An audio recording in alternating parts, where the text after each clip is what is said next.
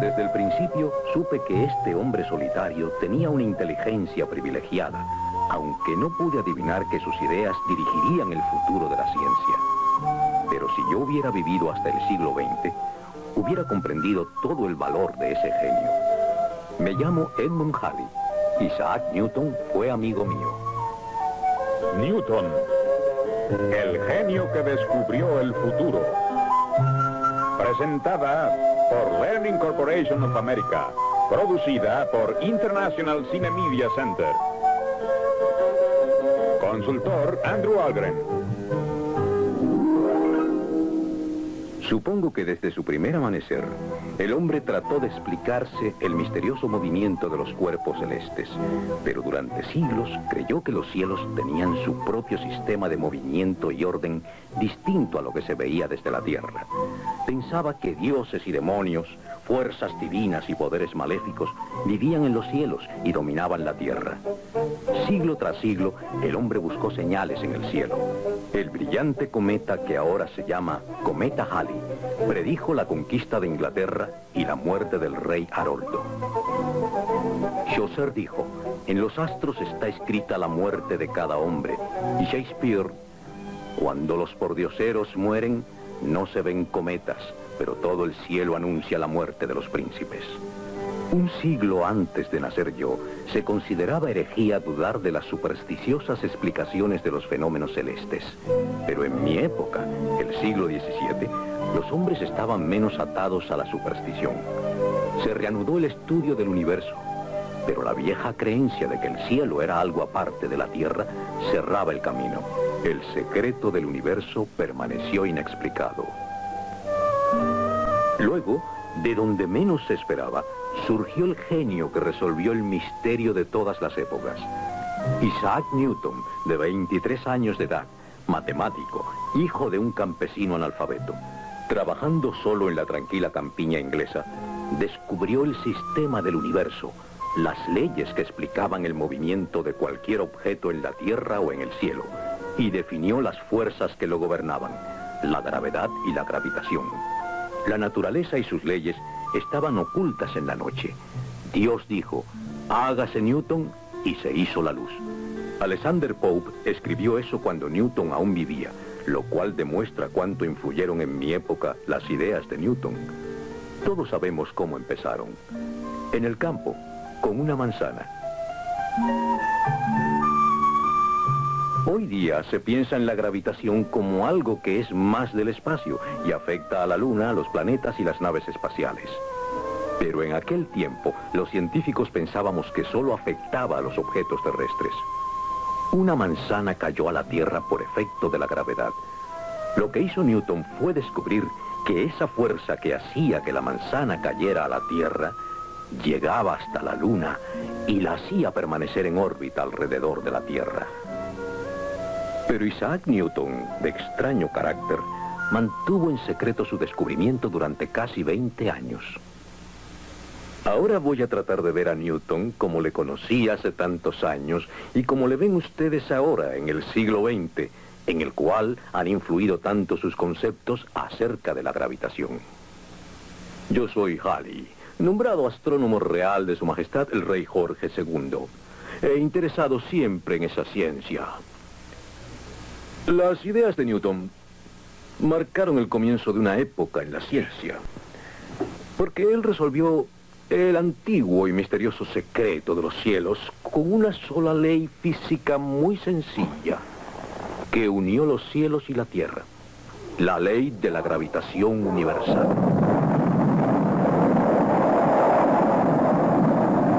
Como muchas grandes ideas, esta parece bastante sencilla, por lo menos ahora.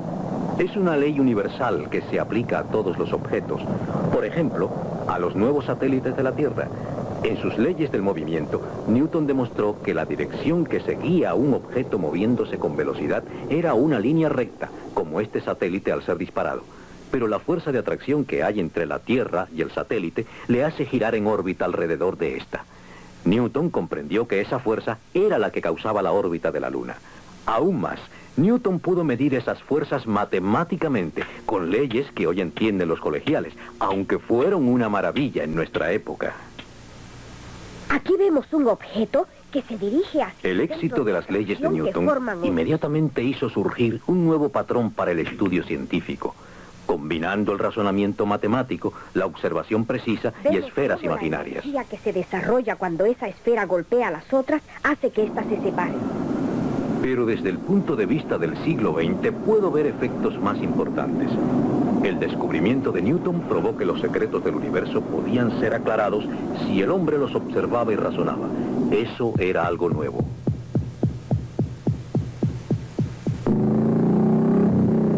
El hombre del siglo XX no tiene temores supersticiosos acerca de las fuerzas naturales de la gravedad, la gravitación, la velocidad, el impulso. Están calculadas y ya no asustan. Para ustedes no hay terribles demonios en los cielos. El hombre se siente confiado en el aire y en el agua. Todos los elementos del mundo natural sirven de juego para el hombre del siglo XX y lucha, si es preciso, contra las que antes eran fuerzas misteriosas.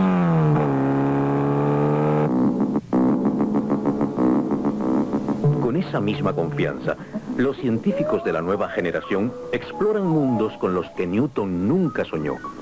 Pero a pesar de esos 3 siglos y adelantos técnicos, aún sigue el estudio en la dirección y con los métodos que Newton recomendó.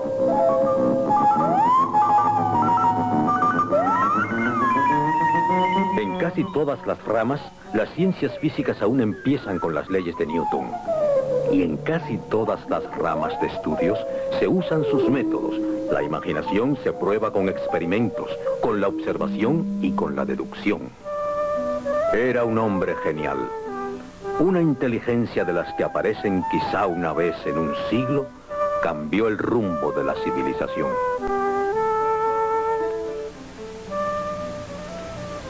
Y tal vez fue solo un cuento más, lo de la manzana de Newton.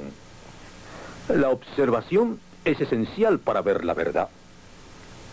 Y yo también tuve que ver en esos descubrimientos. Se dice que mientras otros buscaban la ley de gravitación, Isaac Newton la había ocultado. Se puede decir que por mí la reveló a todos. Creo que fue cuando nos conocimos.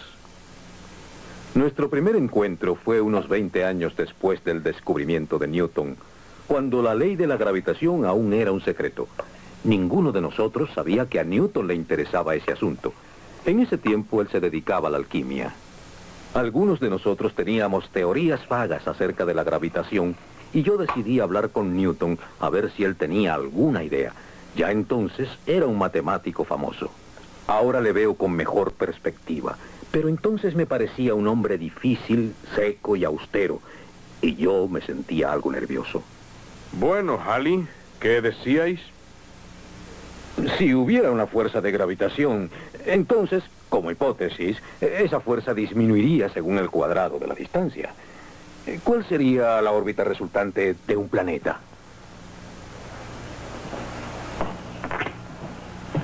Una elipse, claro. ¿Elipse? Oh, perdonad, pero es solo una suposición. No es suposición, lo calculé con exactitud hace unos años. Pues si lo habéis calculado es entonces porque conocéis la ley. Sí, la ley de la gravitación universal. Pero no la publicasteis. No. Debéis hacerlo. Oh, perdonad, pero es preciso. Es una ley universal. Ya lo haré. Durante muchos años me dediqué a ese estudio en mis horas libres como diversión. Mi tiempo, Halley, lo he dedicado a estudiar el mundo de Dios y la alquimia. Además, yo hace tiempo que perdí mis cálculos. Perdidos. Eso era inconcebible.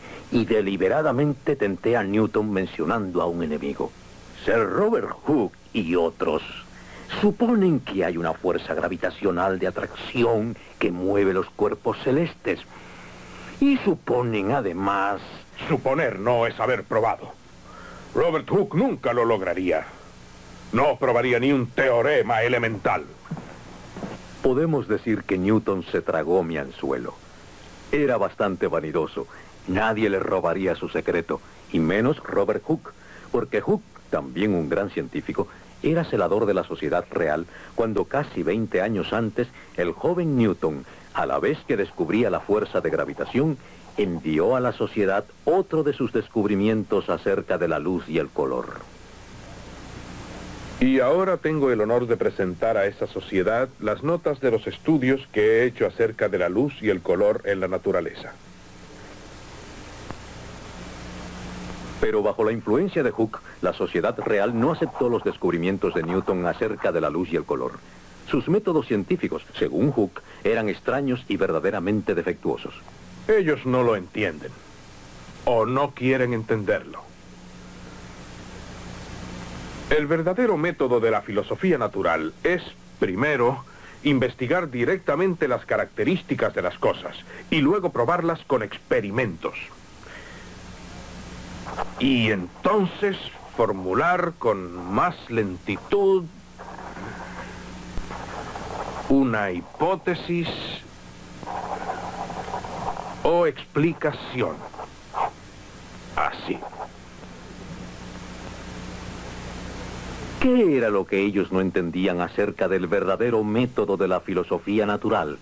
El método que los científicos generalmente han usado a partir de Newton.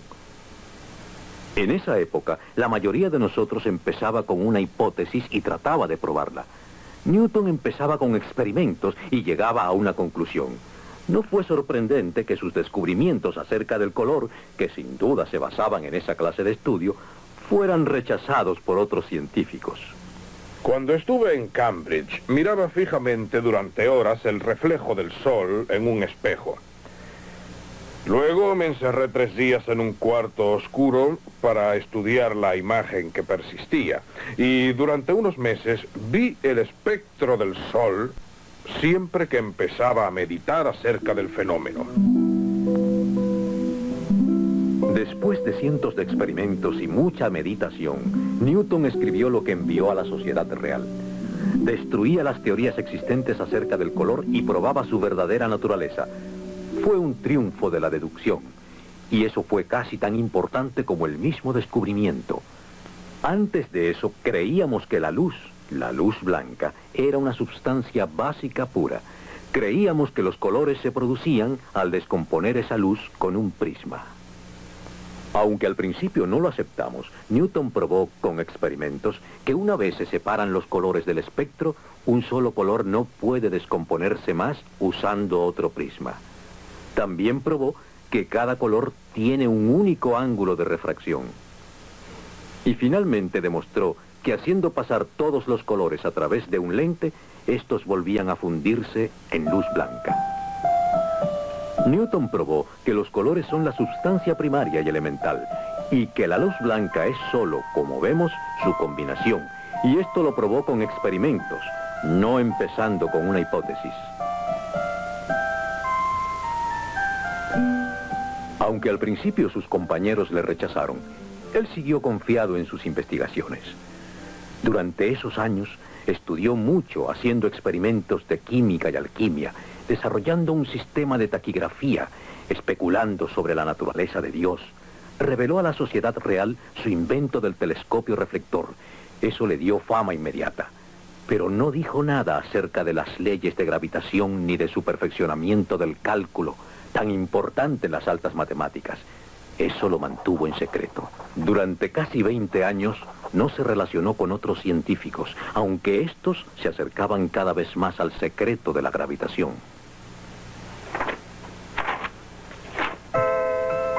Recuerdo que muchos nos sentíamos al borde de un gran descubrimiento. Los movimientos celestes se calculaban con exactitud y la teoría de Copérnico acerca del Sol como centro del universo era aceptada por muchos. Galileo había calculado el movimiento de los objetos en la Tierra y muchos estábamos convencidos de que había fuerzas que dirigían la maquinaria del universo, remolinos de partículas tal vez o magnetismo. Pero un hombre había encontrado el secreto, la gran síntesis que unía todos los otros descubrimientos, el movimiento celestial, el terrestre y la fuerza que les unía en un sistema universal. ¿Verdad que parece ridículo que el gran secreto no se revelara hasta que yo casi por casualidad aguijoneara a Newton diciéndole que Hooke suponía lo de la fuerza gravitacional? Pero despierto su interés, Newton empezó enseguida a reconstruir sus cálculos perdidos. Lo hizo en 18 meses de intensa labor, y yo tuve el honor de colaborar un poco con él. Pero hizo más que eso. Escribió lo que aún se considera el trabajo más importante en la historia de la ciencia, y lo escribió en latín: Philosophia Naturalis Principia Mathematica.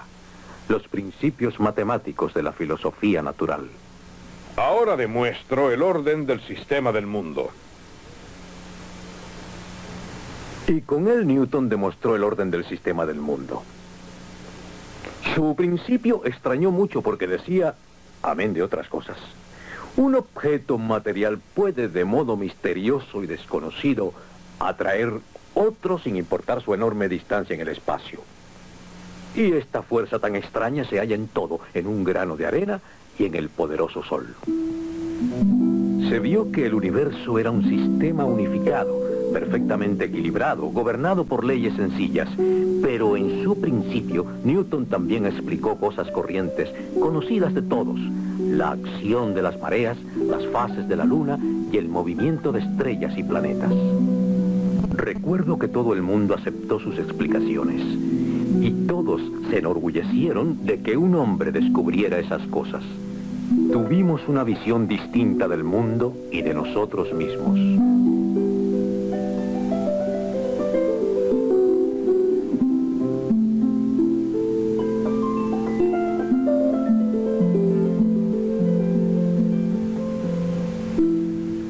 Newton terminó su gran obra siendo aún bastante joven. Eso le ocurre a muchos científicos.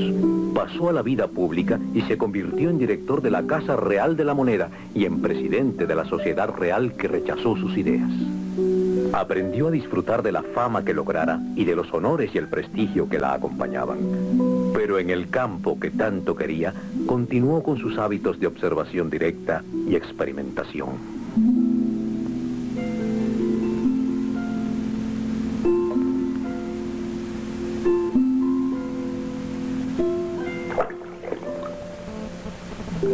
La imaginación de Newton era muy grande. Recuerdo cómo una vez, a raíz de haberle conocido, respondió a una broma mía. ¿Vuestra manzana podría ser lo que la luna? Sí, Halley. Hay una ley universal que rige a las manzanas y a la luna. Si de la cumbre de un alto monte, con un cañón de suficiente poder que yo pudiera colocar en la cumbre de esa montaña, yo pudiera disparar la manzana, la pondría en órbita alrededor de la Tierra para siempre. Pero esa gran fuerza que ponga en órbita a esa pequeña manzana deberá empujarla a una velocidad de 5 millas por segundo, más o menos dependiendo de la altura del monte. Con más velocidad llegaría esa manzana al espacio, venciendo el freno terrestre.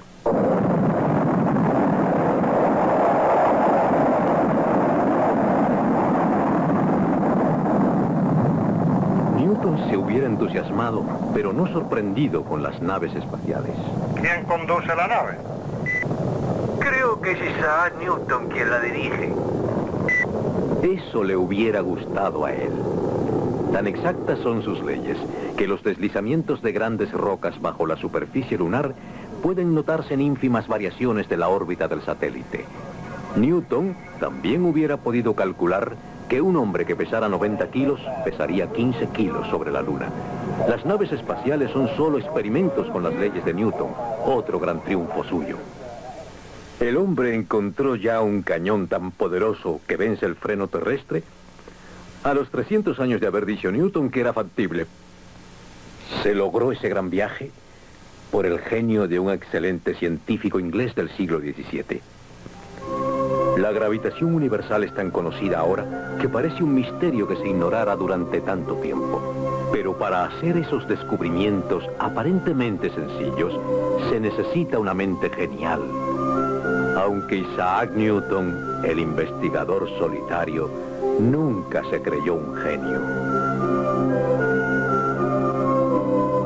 No sé lo que puedo parecerle al mundo, pero yo pienso en mí solo como un niño jugando en la playa que se divierte buscando piedrecillas suaves o alguna almeja de bellos colores. Tal vez el gran océano de la verdad quedó sin explorar ante mí.